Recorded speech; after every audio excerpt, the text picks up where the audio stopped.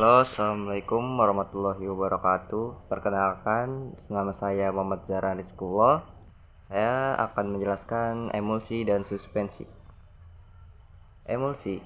Emulsi adalah sediaan yang mengandung bahan obat, cair, atau larutan obat yang terdispersi dalam cairan pembawa dan distabilkan dengan zat pengemulsi atau surfaktan. Emulsi adalah sistem koloid yang terdiri dari dua cairan yang tidak dapat bercampur, seperti air dan minyak. Untuk membantu kedua cairan tersebut bercampur secara stabil dan homogen, diperlukan zat pengemulsi yang disebut emulgator atau emulsifier. Komponen, komponen dasar dan komponen tambahan. Komponen dasar terdiri dari fase terdispersi atau internal, zat cair yang terbagi menjadi butiran-butiran kecil atau droplet. Fase kontinu atau eksternal, zat cair yang berfungsi sebagai bahan dasar emulsi. Emulgator, zat pengikat yang menstabilkan campuran dua zat kimia. Komponen tambahan. Komponen tambahan ini terdiri dari korigen saporis, korigen odoris, dan korigen koloris untuk memperbaiki rasa, warna, dan aroma. Persatif atau pengawet, seperti asam benzoat dan asam sorbat. Antioksidan untuk memperlambat kerusakan pada komponen-komponen utama obat. Tipe-tipe emulsi. Yang pertama, ada minyak dalam air, dan yang kedua, air dalam minyak. Teori emulsi ada dua. Teori tegangan permukaan. Teori tegangan permukaan emulsi menyatakan bahwa zat aktif permukaan dapat mengurangi tegangan antar muka antara dua cairan yang tidak dapat bercampur. Hal ini dapat mengurangi gaya tolak-menolak antara kedua cairan dan mengurangi daya tarik masing-masing cairan terhadap molekulnya sendiri. Teori orientasi bentuk baji. Teori orientasi bentuk baji mungkin merujuk pada metode Forbes yang merupakan salah satu metode untuk membuat emulsi. Metode ini digunakan untuk membuat emulsi dari bahan-bahan yang menguap dan minyak dengan kekentalan rendah. Teori interpartial film. Teori interpartial film adalah teori emulsi yang menjelaskan bahwa emulgator akan diserap pada batas antara air dan minyak, sehingga terbentuk lapisan film yang membungkus partikel fase disper. Teori elektrik double layer. Teori elektrik double layer atau lapisan ganda listrik adalah teori yang menjelaskan tentang fenomena akumulasi ion bermuatan di antar muka antara elektroda dan elektrolit. Fenomena ini menghasilkan perbedaan potensial listrik yang signifikan di seluruh lapisan tersebut. Berikut adalah bahan-bahan pengemulsi. Yang pertama dari tumbuhan, yaitu gom arab, tragacan, agar-agar, kondrus, dan emulgator lain seperti pektin, metil selulosa, CMC 1-2%. Hewan. 1. Kuning telur mengemulsikan minyak, lemak 4 kali beratnya dan minyak menguap 2 kali beratnya. 2. Adepts lanae dalam keadaan kering dapat menyerap air 2 kali beratnya. Buatan. Yang pertama ada sabun, yang kedua ada Twin 20, 40, 60, 80. Span ada 20, 40, dan 80.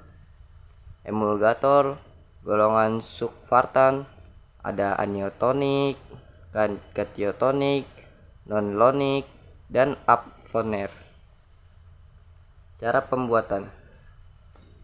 Metode gom kering disebut pula metode konvensional dan metode 4-2-1. Emulsi dibuat dengan jumlah komposisi minyak dengan 1/2 jumlah volume air dan 1/4 jumlah emulgator, sehingga diperoleh perbandingan 4 bagian minyak, 2 bagian air, dan 1 bagian emulgator. Metode gom basah disebut pula sebagai metode Inggris cocok untuk penyiapan emulsi dan dengan mucilago atau melarutkan gum sebagai emulgator dan menggunakan perbandingan 4:2:1 sama seperti metode gum kering.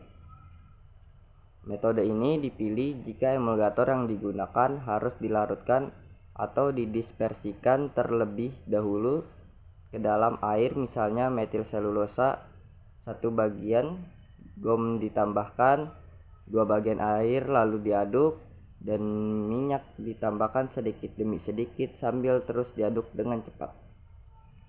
Metode botol disebut pula metode Forbes. Metode ini digunakan untuk emulsi dari bahan-bahan menguap dan minyak-minyak dengan kekantalan yang rendah. Metode ini merupakan variasi dari metode gom kering atau metode gom basah. Emulsi terutama dibuat dengan pengocokan kuat dan kemudian diencerkan dengan fase luar.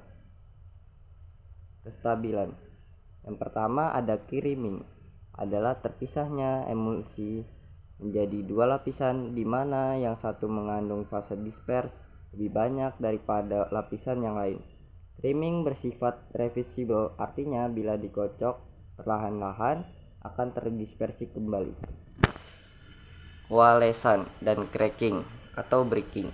Breaking yaitu pecahnya emulsi karena film yang meliputi partikel rusak dan butir minyak akan coalescent atau menyatu. Sifatnya irreversible atau tidak bisa diperbaiki. Inversi.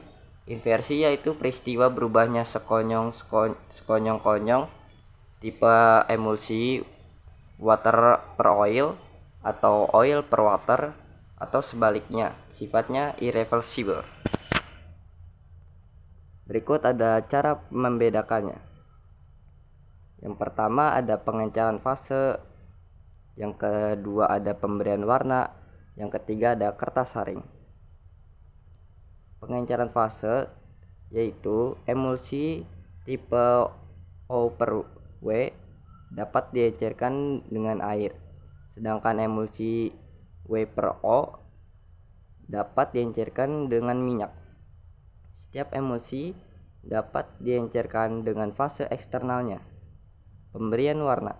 Emulsi tipe O per W dapat diwarnai dengan amaran atau methylene blue, sedangkan emulsi W per O dapat diwarnai dengan sudan golongan 3.